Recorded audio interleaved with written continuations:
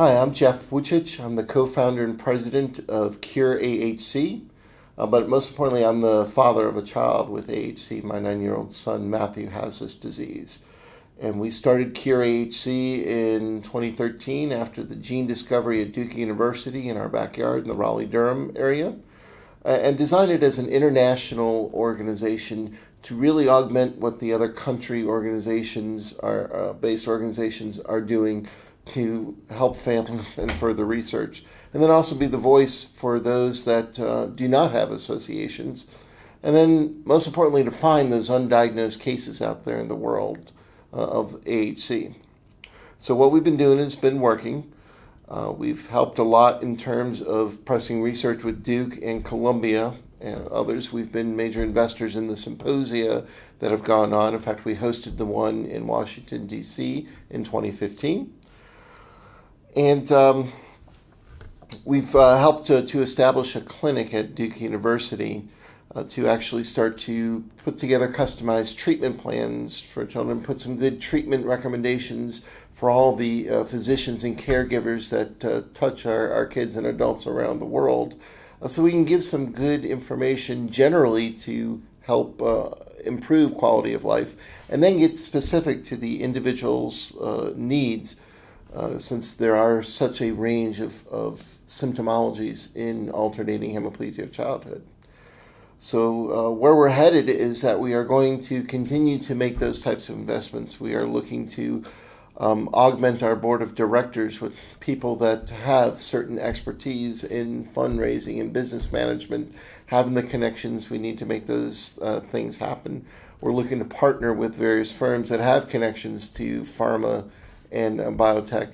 And we're making sure that we're also interacting with the regulators and government officials to make them aware not only of specifically to alternating hemiplegia childhood, but to rare disease in general and the importance of investment in research and to removing the obstacles to there. There are a lot of obstacles in getting to from discoveries to an effective treatment. There are a lot of regulatory barriers, or a lot of things that need to be discussed in terms of how do we determine whether a particular treatment is going to be beneficial. And those are the things that we're helping to have those conversations, whether it's with the international consortium, regulators, clinicians, our fellow patient advocacy groups. Bringing those all to the table is one of our prime objectives.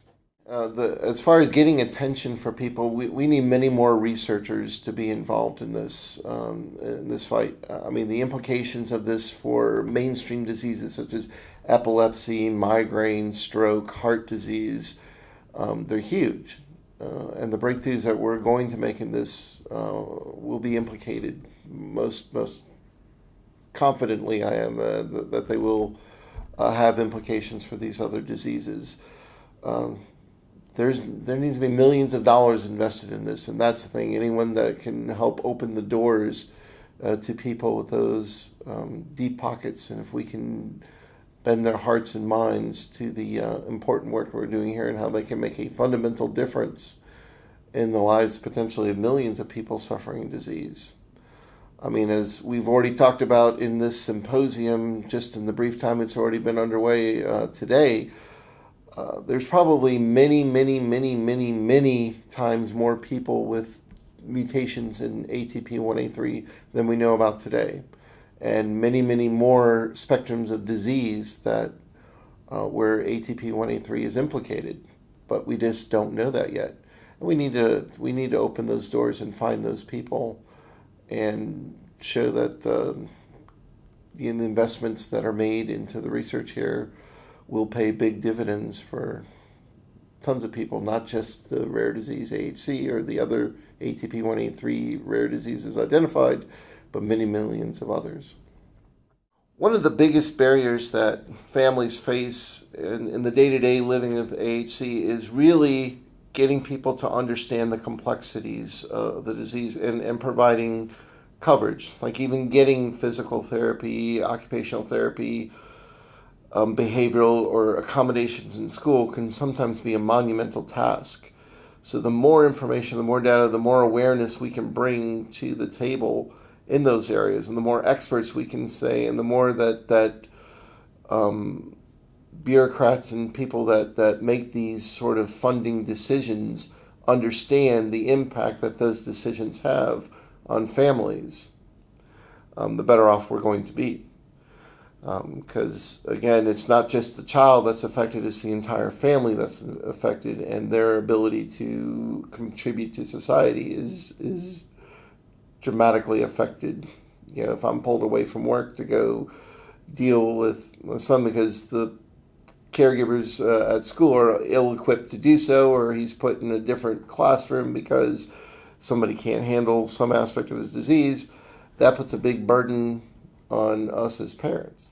The best way that people can learn is to really start to watch a lot of these videos that parents have made. You can see the symptomology, you can hear their stories, you can see that they're suffering day in, day out with these challenges.